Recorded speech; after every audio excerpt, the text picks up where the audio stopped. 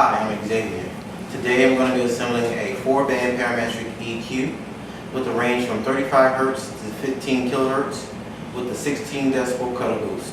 It's a benefit to audio engineers to have some skills in electronic engineering, especially when it comes to audio equipment. Most curriculums include 2 to 3 courses in electronic engineering. There are 3 things that should come first and that you should remember. First, assemble your tools that you're going to be using. Second, inventory your equipment. And third, safety. So come a little closer and let me show you the tools and the equipment that we're going to be using. Okay, first we're going to talk about the tools that I'm going to be using. Alright, I have a tape measure. I like to use the cloth kind of tape measure or plastic to measure the wire. A flathead screwdriver, Phillips screwdriver, wire pliers, Leatherman, wire cut and trimmer, a magnifying glass so I can make sure that I read the small prints on the capacitors and other small electronic pieces that I'll be using, a power supply and wire cutter, and Rosencore solder wire. This one is 0.022 in diameter, a variable soldering iron. This one's from 20 to 40 watts. All the ends have already been pre-prepared, or I pre-prepared them, and I tin the end with a little bit of solder. I have some resistors from 100 ohms to 47 kilo ohms resistors. I have a dual potentiometers. These are 100K and these are 10K. I have 4 of each, and you know the potentiometers are just resistive devices. I have 4 ceramic capacitors, 6 mylar capacitors, 2 polystyrene capacitors, and 5 electrolyte capacitors. This is my circuit board. It's already been prefabricated for me. It has copper wiring on the back. With the copper, when you first get them, you should clean them off for any oxidation on the copper side. This copper should be shiny. I have 2 diodes, a LED, 4 ICs with 2 op amps inside of both of them, a switchboard back, knobs, and input jacks. All of the capacitors, except for the electrolyte ones, are unpolarized. The electrolyte ones are polarized. As you can see, one of the wires are longer than the other one. The longer wire is the positive side. I have the faceplate for the parametric EQ.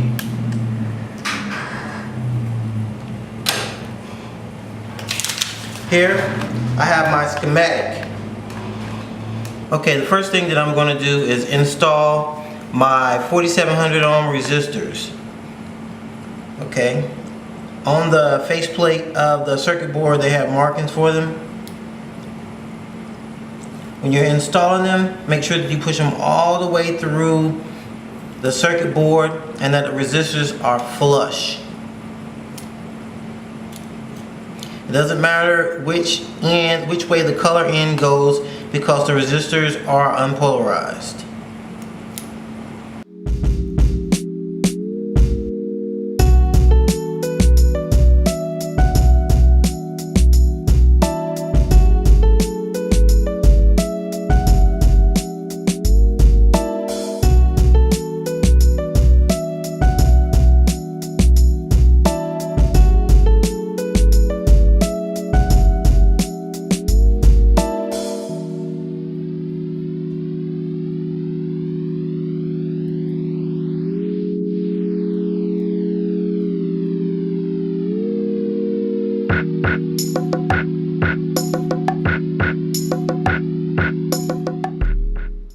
Okay, I have all of my resistors already into my circuit board.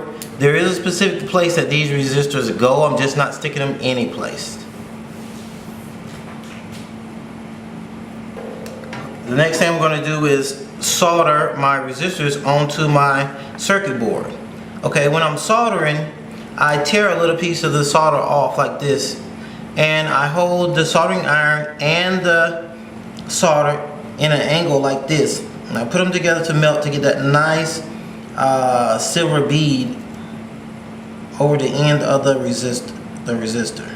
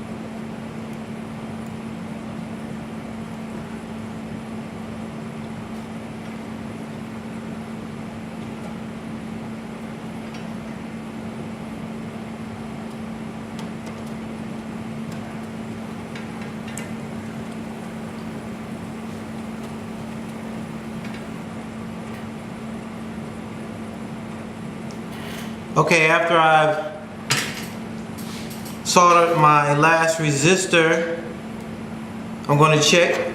Usually get the magnifying glass, check and make sure that I covered all of my entrance points for my resistors, that I got a nice Hershey's Kiss silver bead around each end, and I make sure that my resistors are flush to the circuit board. Then I take my wire cutting tool and trim all of the ends off of the resistors.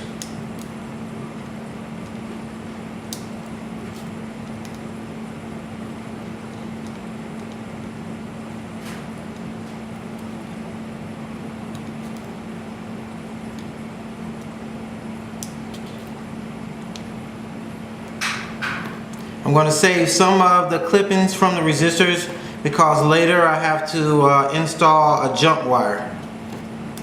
Good enough. Next I'm going to move to the next resistors. I'm going to move to the 4700 kilo ohm resistors. Now remember, it doesn't matter which color end goes which direction because the resistors are unpolarized.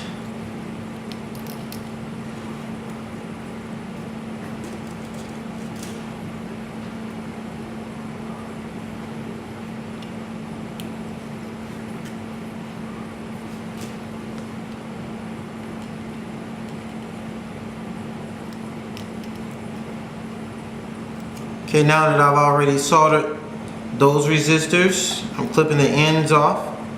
Again, I'm going to save the ends. I'm going to pick the best pieces off to use. I think I need 4 jump wires. Okay. Again, I examine it to make sure I still have, good beads, good silver beads, Hershey-like droppings on each one of them. And I do. And they're all flush.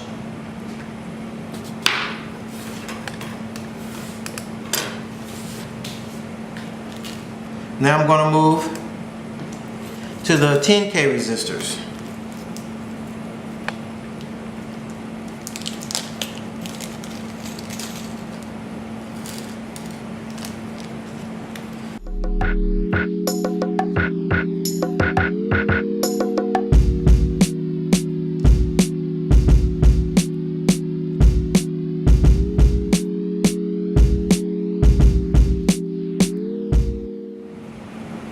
Now it's very important that you make sure that you get these resistors in the correct place.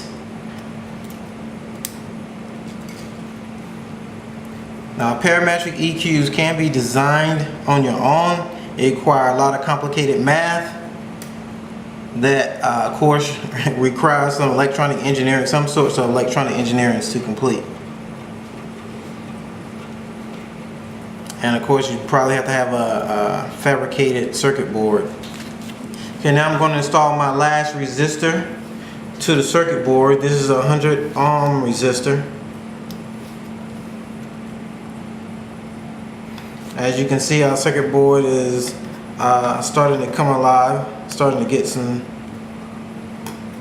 stuff to it.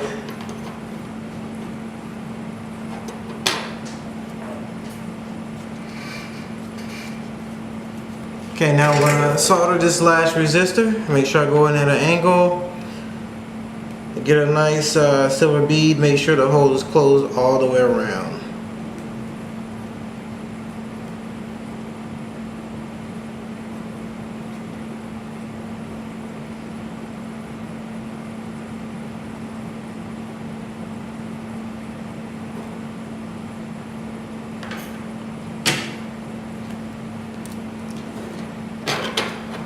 Clip my ends off.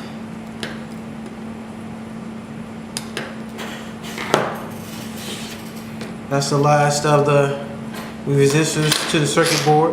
Now I'm going to install the ceramic capacitors. As you see, the ceramic capacitors are equal to 0.01 microfarads. There's a marking on the front that's 103. Now, I like to place them all in the same direction, but it really doesn't matter. And remember, these capacitors are unpolarized, so it doesn't matter how you put them in. Just make sure try to get them as flush as you can to the circuit board.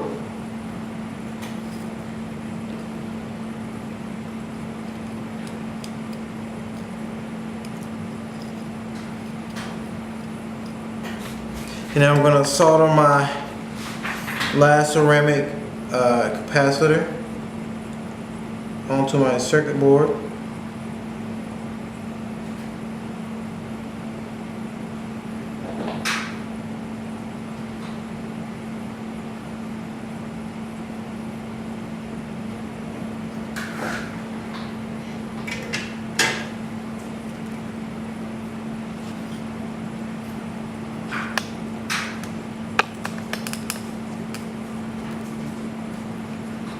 Clip all the ends off.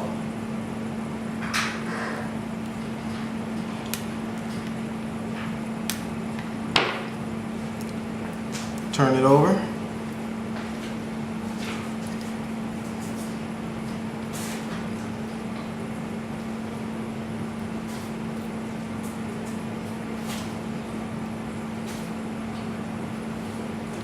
Okay, now that I have my ceramic capacitors attached to the board, I'm going to attach my Mylar capacitors, and I have 6 of those. They value from 0.047 microfarads to 0.0039 microfarads or microfarad. Alright, now that we have got the capacitors already soldered to the circuit board, now I'm going to install the Mylar capacitors. Now the Mylar capacitors have small indications on them, and that you're definitely going to have to use the magnifying glass in order to read them. Okay, I've already separated my capacitors out, and I talked about the values of them earlier, and now I'm going to go ahead and solder them to my circuit board. Now with the Mylar capacitors, you have to do the same. Try to get them as close to the circuit board as flush as possible, so you can have good soldering points on the back sides. Okay, I'm going to install the Mylar capacitors to the circuit board. I'm going to stick them all the way through and try to get them as flush as possible. They don't have to be absolutely touching the circuit board. I'm trying to get them in as close as possible. So I'm going to stick them all the way through and bend the back end of the wire to a 45-degree angle. That help the wire and help the Mylar capacitor stay in place so you can solder.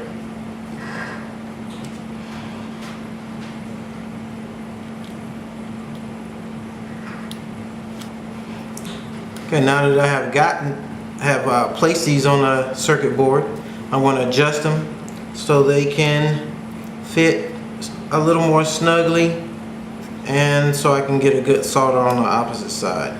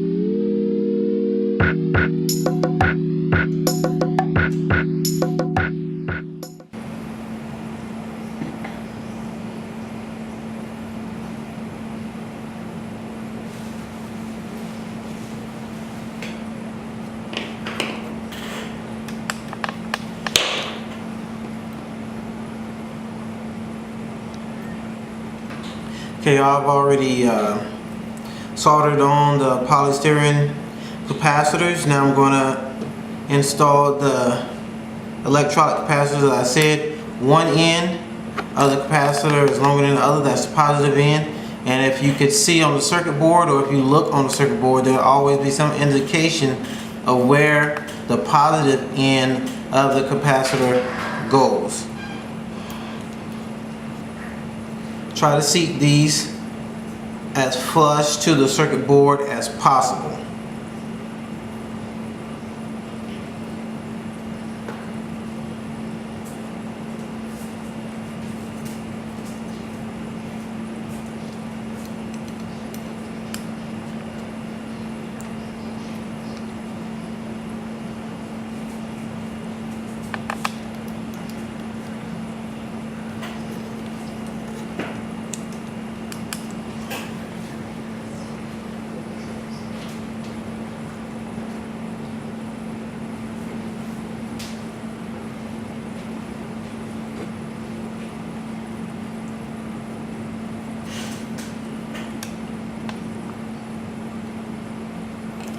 I'm going to turn them over and solder them in place.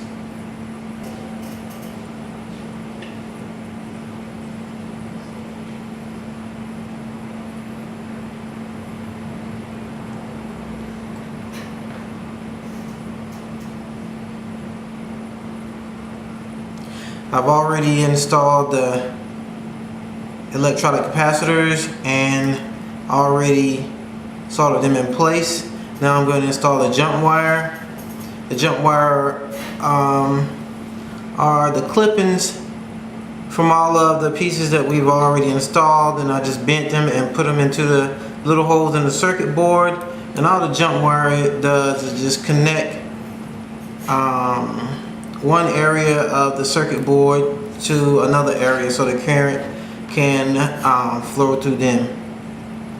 Now I take the clippings and I bend them so they can fit into the little holes on the circuit board and solder them in place. Now if I turn this upside down, sometimes you'll have problems. They'll fall out onto the table, so I get something to help me hold them in place. And this wire cutter seems to be the right height that I need to help me hold it in place.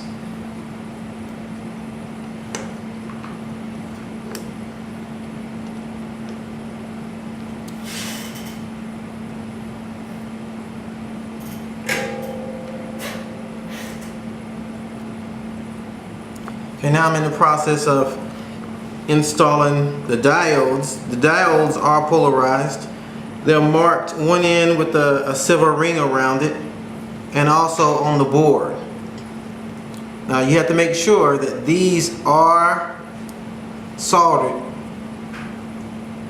in the correct position. The diodes keep the flow of current flowing in the right direction, or it prevents the current from flowing back in the opposite direction, and you definitely don't want that.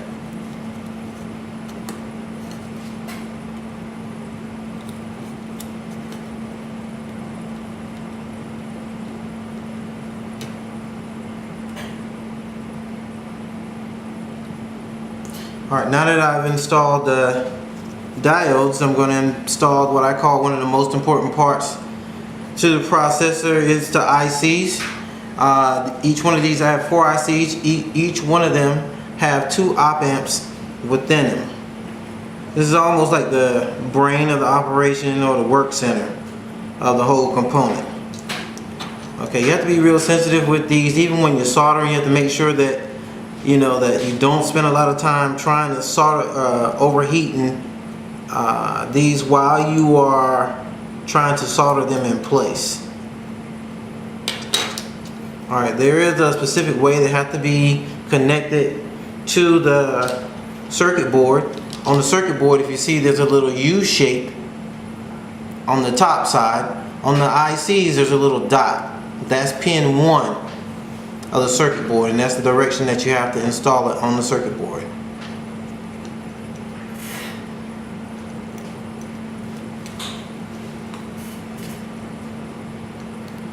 Now that I have all of the ICs in place, as you see, our board is now becoming lively looking, or like it has something going on.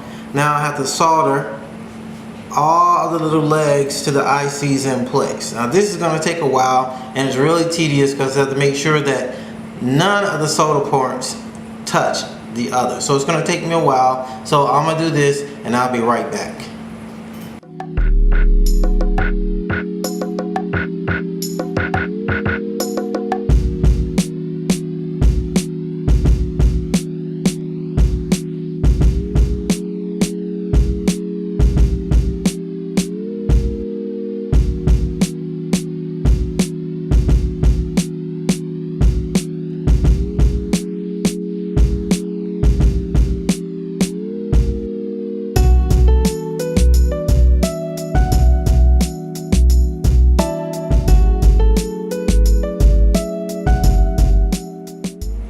Okay, that's the last solder point for my ICs, and I check it over with my magnifying glass, and some people like to use a magnifying glass to install these ICs since the points are so close together, to make sure that you don't touch any of the soldering areas together or connect them by mistake.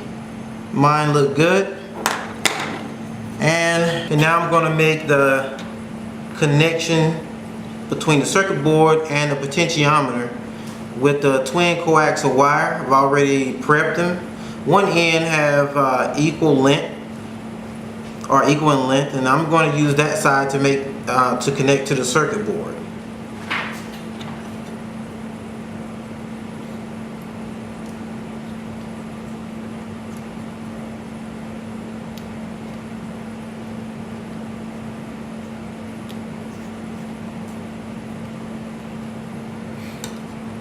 Okay, I made the connection like this.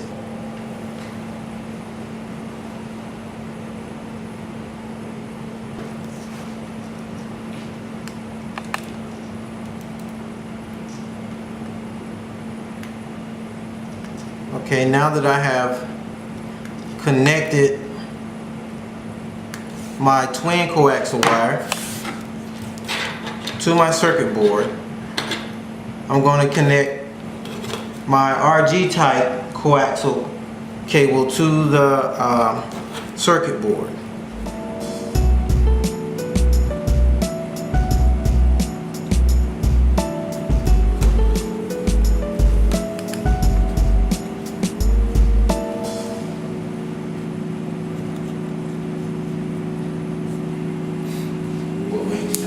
We're gonna take a break for that anyway. Okay, now that we've already did the wiring to the circuit board, now I'm going to assemble the potentiometers to the faceplate. Okay, like I said earlier, the 10K potentiometers are for the cut and the boost, and the 100K potentiometers are for the frequencies. Okay, so I'm going to attach those. Alright, first I'm going to go ahead and attach the 10K potentiometers. It's really simple.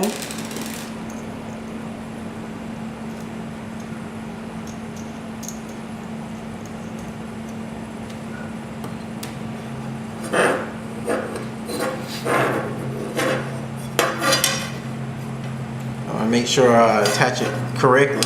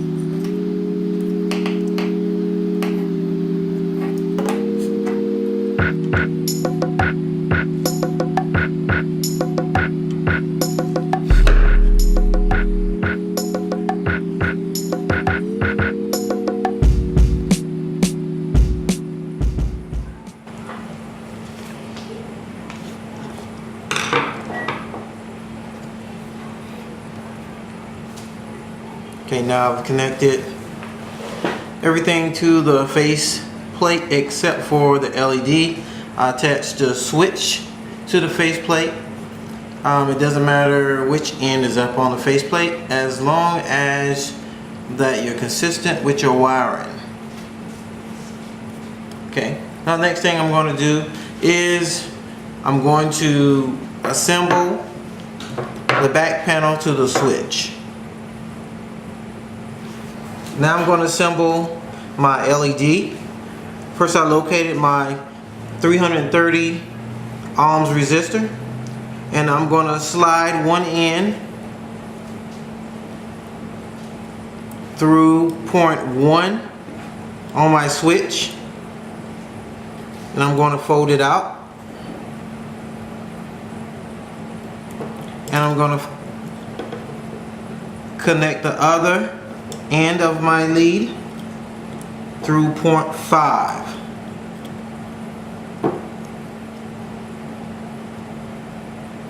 Now I'm going to locate my LED, and as a matter of fact, on the switch, on the back of the switch panel, it counts as 1, 2, 3, 4, 5, and 6. Okay, I located my LED, and I find which end is the longest on my LED. And I take the longest end and trying to keep it at least an inch away from the switch, and I'm going to slide it through point 1 and 2. The longest end going through point 1, sorry.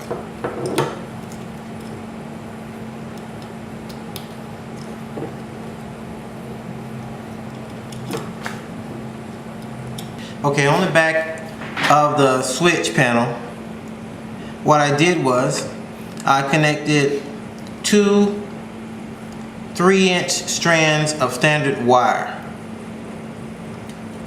I connected them to lug 2 and lug 5 and soldered them together with, on lug 2 I soldered it with the short end of the LED, and on lug 5 I soldered it together with one of the ends of the resistor leads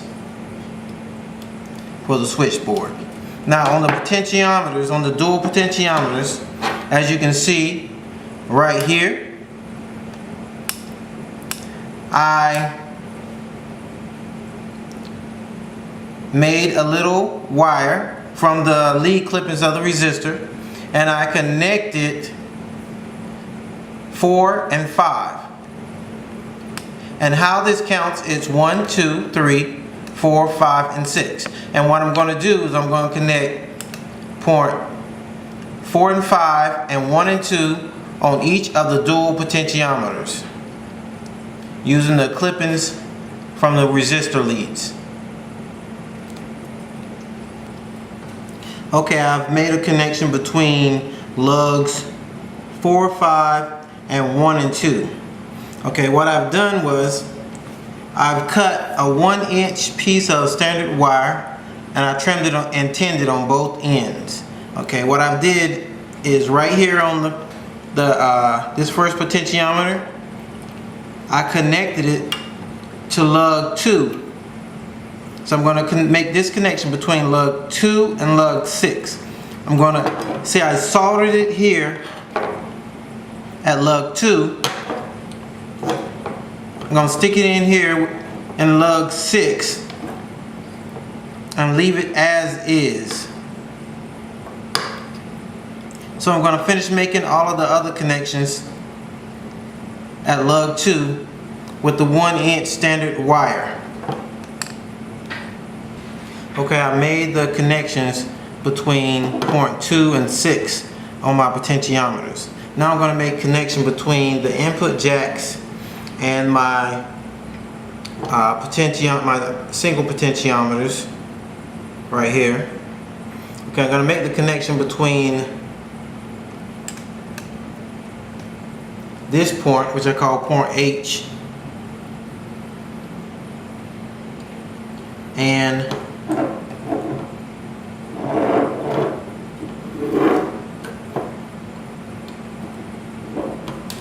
point 1 or lug 1 on the first potentiometer. Alright, I made the connection using a single strand wire here, which is approximately 6 3/4 inches long, and I have 3 4-inch pieces of single strand wire, in which I'm going to make the connection between the first potentiometer and the second, and the third, going from lug 3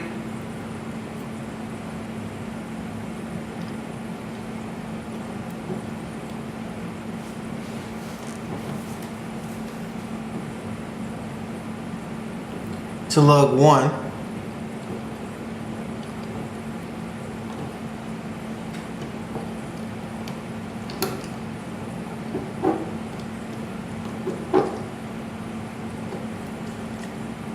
And from lug 3 to lug 1 on the other potentiometers.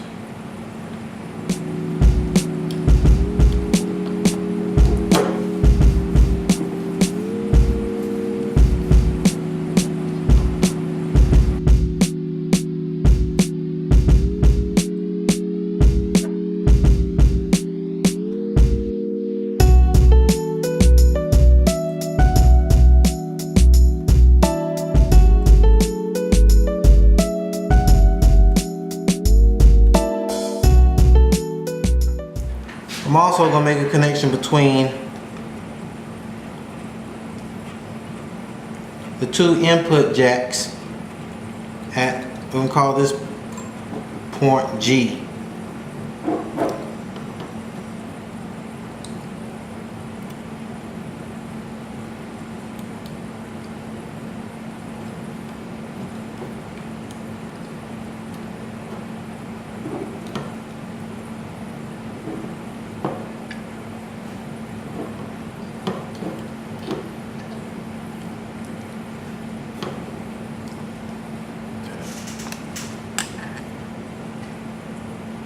Now that I've made the connection between the potentiometers and the input jacks on the front panel, now it's time for me to connect the circuit board to the front panel. Now I've already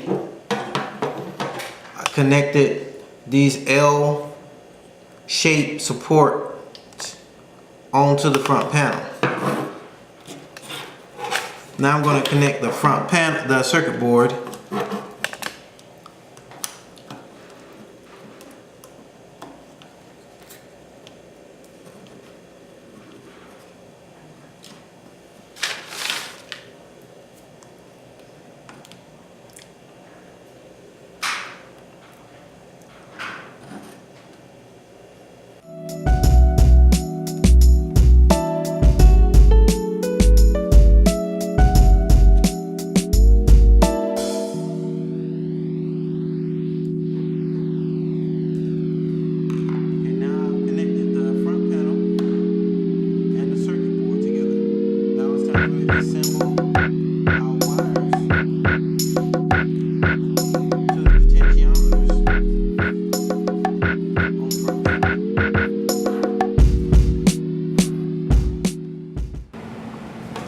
Okay, now I'm completing the wiring for the 10K potentiometers. That's from the circuit board to each potentiometers at lug 2 and 3.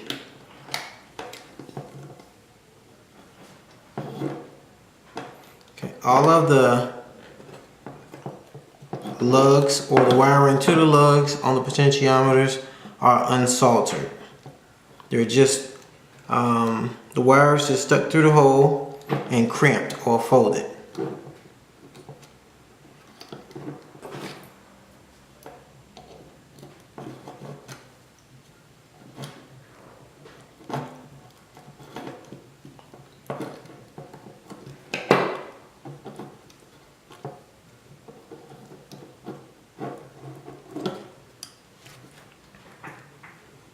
Okay, Okay, I'm gonna check my wires, make sure that they're not touching anything they're not supposed to, and that they are stable and in position.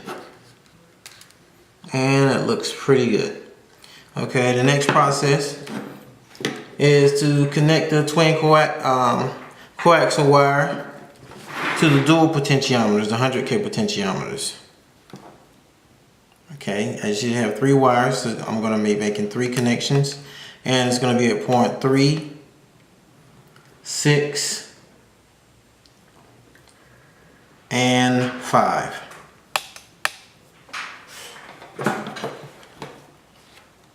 Three, 6, and 5 on each of the 100K dual potentiometers.